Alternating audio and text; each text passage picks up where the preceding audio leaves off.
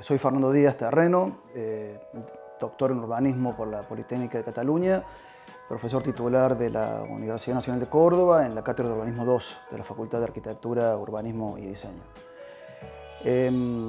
Me parecía interesante esta propuesta de arrojar una mirada operativa sobre el río Suquía y reflexionando un poco sobre esto, pensaba de la importancia de rescatar esa voluntad proyectual que ha habido a lo largo del tiempo sobre el componente río, a la par de la propia historia de la ciudad, ¿no? El río ha sido objeto de una serie de proyectos muy modestos inicialmente y de mayor envergadura, digamos, con el paso del tiempo, que hablan de que ha sido un objeto de proyecto, un objeto de reflexión, un objeto pensado y transformado a lo largo de los siglos en la ciudad de Córdoba, ¿no? Con, yo creo, dos cometidos fundamentales. Por un lado, un aprovechamiento máximo de sus aguas para poder garantizar la vida urbana, y por otro lado también una especie de domesticación de su propio carácter de componente natural, precisamente en un paso paulatino de componente natural a precisamente una de las piezas fundamentales de la ciudad, a componente urbano. También pensaba que esto se lo podría ver como en diversas escalas en relación a los roles que el río ha cumplido a lo largo del tiempo y que son materia, me parece importante de ver o de revisar a los fines de reproyectar el sistema del río, ¿no? Por un lado, en las escalas como más territoriales, el río ha sido como el gran proveedor de agua para la ciudad, pero también lo ha sido para su entorno productivo, ¿no? Para ese enorme cinturón verde, hoy muy minimizado, pero que la ciudad a partir del dique y a partir de los canales pudo configurar. Por otro lado, también el río como fuerza motriz que garantizó energía para el conjunto de la ciudad, y también en términos menos tal vez positivos o menos propositivos, el río como digamos un causante de catástrofes naturales con memorables inundaciones registradas en la historia de Córdoba, desde las crónicas iniciales hasta no hace tantos años. En una escala tal vez más circunscripta a la ciudad, en una escala más urbana, el río se lo entiende o se lo ha podido ver al cabo de los años como un paseo. Si uno ve la pintura de Honorio Mossi de 1895, ahí hay una primera configuración de borde urbano de la ciudad sobre el río, como un paseo, con el Parque Elise, el actual Parque Las Heras, como en sus primeros años, ¿no? Ha sido un parque lineal, ha sido un corredor de movilidad, de vialidad, de la costanera, ¿no? conocida por todos.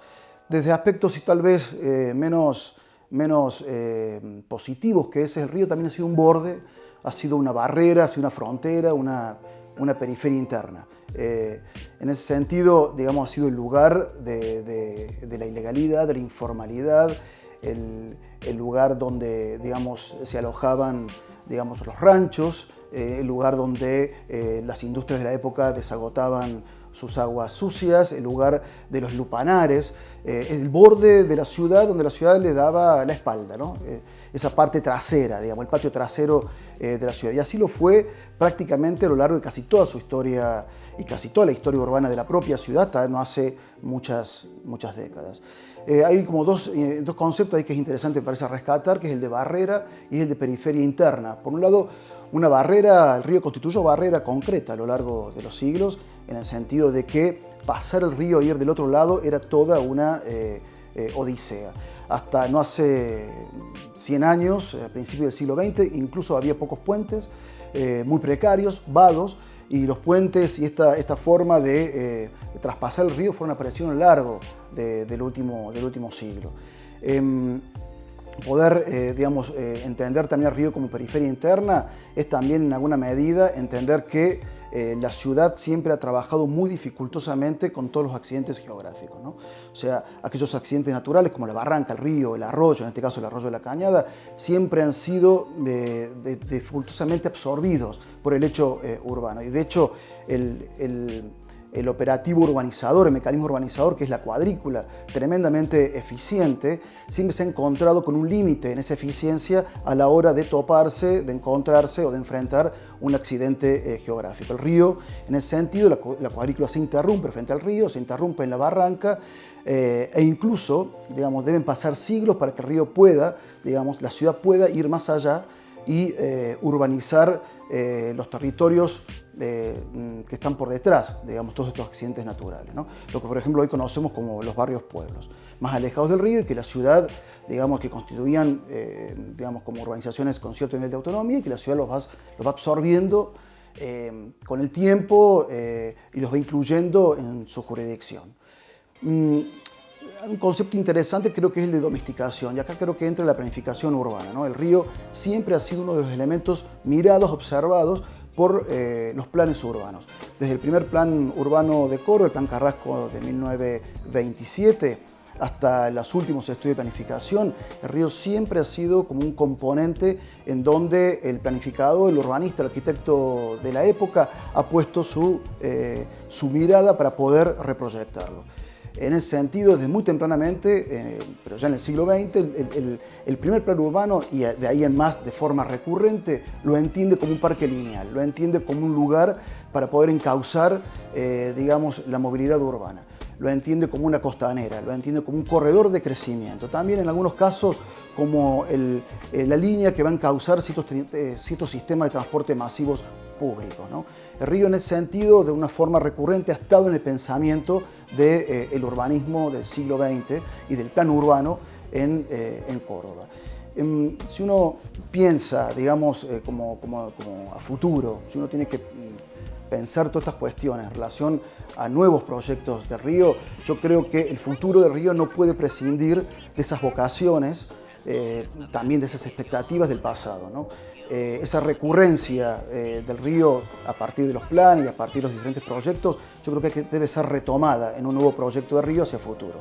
Y también uno podría sintetizarlo tal vez como en dos postales o en dos imágenes. Por un lado, que se traducen por supuesto en acciones, se traducen en una serie de mecanismos de transformación del propio río. Por un lado, me parece quizás interesante pensar que se podría intensificar este carácter de componente urbano del río, ¿no? Eso significa entender al río como un área selectiva de densificación, por ejemplo, entender al río también en su tramo central, en su tramo pericentral, el borde de la central, como un área que puede absorber, que puede tranquilamente amortiguar la verticalización, digamos, de la centralidad cordobesa. El río como una expansión de las funciones centrales, es decir, que el área central pueda llegar hasta los bordes del río e incluso colonizar la ribera izquierda del propio cauce del río Suquía, es decir, intensificar estos componentes, el carácter urbano que tiene el propio río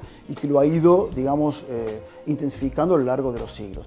Pero por otra parte, como contrapartida, también uno podría pensar que el río debería, digamos, en un proyecto futuro, poder restituírsele ese carácter componente natural, ¿no? Entender el río como, no una imagen bucólica de lo que el río podría haber sido originariamente, pero sí el río como un corredor con funciones ecosistémicas, un corredor ecológico. Que esto no es, digamos, esto no es excluyente de la idea de un parque lineal, de la idea de un parque urbano, con todas las funciones que un parque debe tener para una ciudad.